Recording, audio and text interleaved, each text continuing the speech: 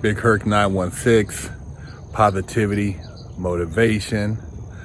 Hey man, make sure you guys subscribe, support, share the channel, hit that like button, and also go and subscribe and share Fresh Out. We just dropped a dope new interview with artist Arthur Williams, ex-Chicago Gangster, master counterfeiter. This guy was counterfeiting the impossible $100 bills, and he was doing the 20s all day long, getting major paper out there in Chi-Town. So check out his interview. The full interview's on Fresh Out, but I just dropped a cool little conversation we had in the barber shop that I think you guys will find quite interesting. Stay tuned. What that shift is that I stopped thinking that I had to humble myself because of my felony. Because since I've been out of prison in years, I've always tried to humble myself in front of people because I was ashamed of having a felony. I was in prison, you know. How were people going to look at me because I was in prison, you know? And so I would always be real humble, real quiet, real timid, right? Not to be that stereotypical fella that just got out of prison, caveman type thinking, you know?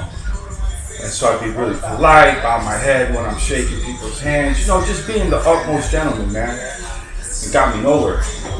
Matter of fact, that's when the sharks came out, started swimming, man. Like, it tripped me out. I couldn't believe how the business world, it wasn't about friendship. So on the streets of Chicago when I was growing up, you know, you shook the dude's hand, you hung out with them, you guys broke bread together, you run in the streets together, you live, die together, right? And then even in prison, man, you find your crew that you're running with and you're jamming with them, man, you guys live or die together, you know? But then when you meet new people on the street, when you get out, people are different. They got families, they got issues, they got problems, they got addictions, they got all kinds of shit they're dealing with it.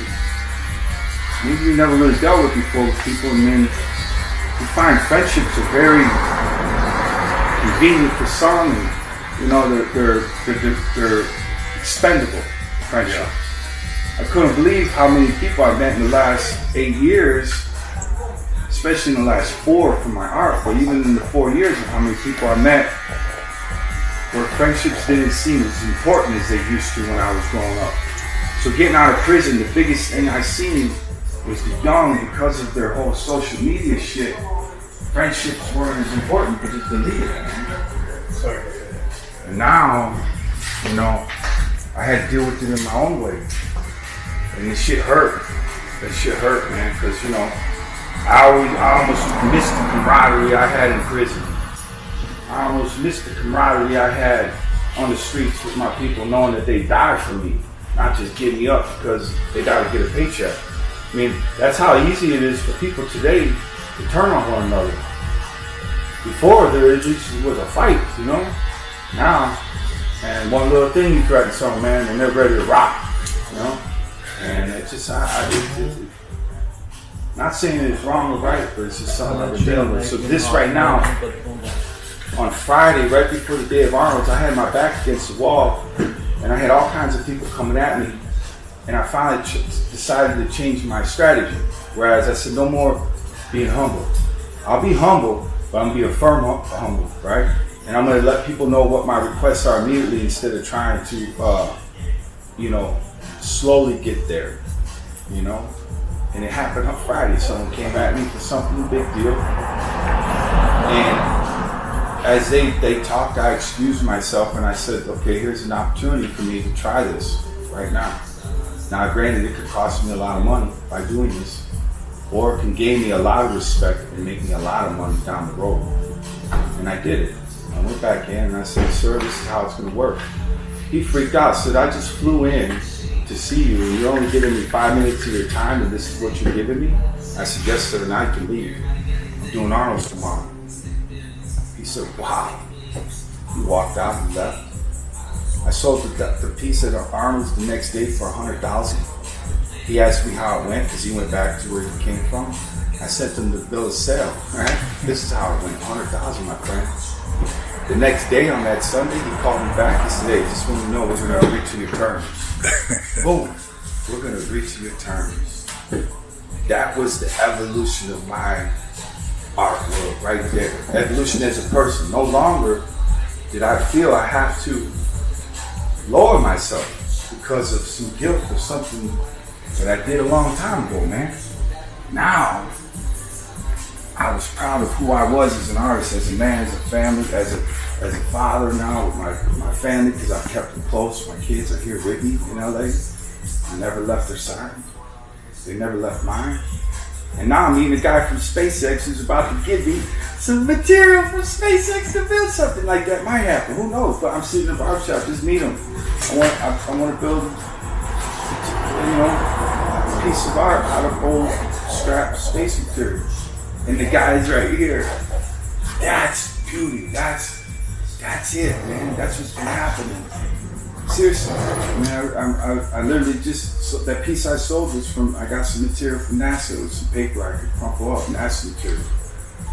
And I sold it for $100 grand. I'm like, shit, I gotta get some more of this material. And now here I sit here and just getting this haircut. Are you fucking kidding? Excuse my language, No, kids, but you know what I'm saying? Are you kidding me? So yeah, man, life is good. Life is good. So as soon as he's done, we'll jump right into it, fellas? Yeah? We could interview in the back. There's a place back there if you just want to interview. Yeah, that'd be perfect. Yeah. I'll turn off the music for you guys. Appreciate it. Yeah, man. The universe. Hey, okay, I'm in the barbershop. The truck's right there. Just tell him walk in the barbershop. I got the keys.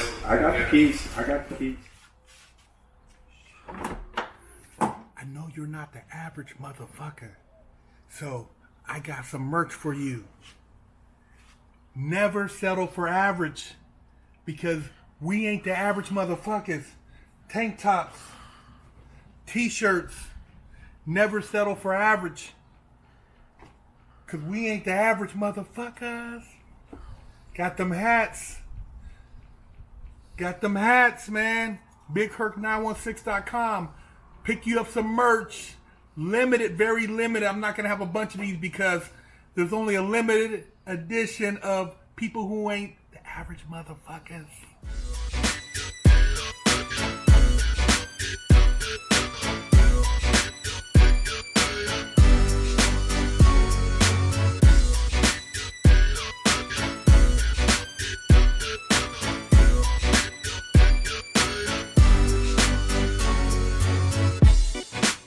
Lockdown's over. Get your yard time in. Exclusively at FreshOutSeries.com. Hello, I'm Big Herc916. Contact me for life coaching and motivational speaking.